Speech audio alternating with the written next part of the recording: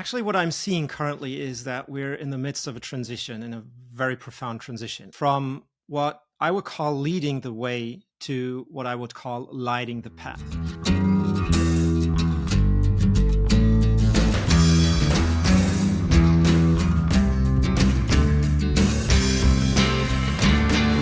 We're excited to have with us today Dr. Michael Gerharz. He's the author of The Path to Strategic Impact. Today, we're going to talk about the concept of having effective senior leadership. And of course, I have my Stein here because he is based in Cologne, Germany. Dr. Michael, tell us some tips for our audience on effective senior leadership.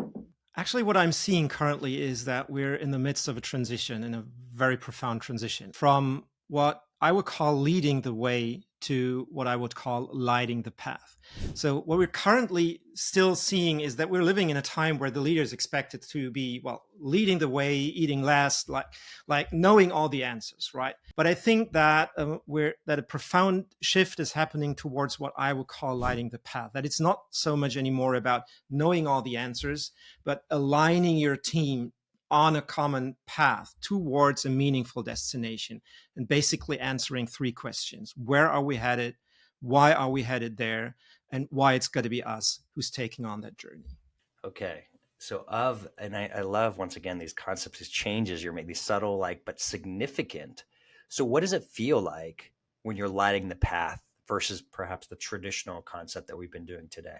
I think basically when you're fully embracing that, that can really lift a weight off your shoulders, because you basically can step off the hero's pedestal. You don't have to be the one who knows all the answers. You don't have to be the one who's got it all figured out. You're going to figure it out together, and you're trusting your team to be willing to figure that out with you. And you've hired them for a reason. You've hired them because they are likely brilliant people who might know one or two things, and one or two things better than you ever could. And so the group will arrive at better solutions than any one of you, of the members, including you as the leader, would ever do on their own. Yeah, I think that's a brilliant concept. We talk about here in the US the concept of, are you hiring A players, B players, or C players? And the problem is, A players, you don't have to worry about managing, right? By definition, that they are getting things done, and frankly, they're pulling you, right?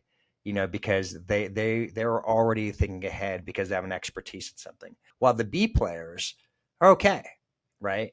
But you have to direct them. And then the worst case, though, is because of their own inferior complex, they're hiring C players. So they literally bring down the whole quality of your organization. And so often when we're talking with the organization, we're asking, so who are your A players?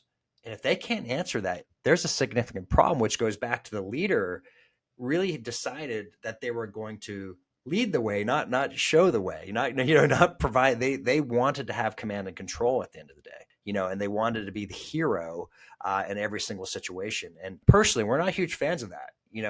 We want to make sure we have a thinking, working group, regardless of the trade, by the way.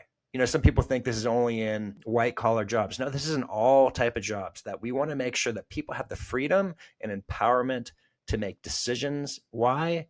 They're going to like their job better. They're going to be more engaged. They're going to stay around, and they're going to be way more valuable to your clients and to yourself. Dr. Michael Gerharz, thank you so much for being part of $4 Million Strategies. Thanks.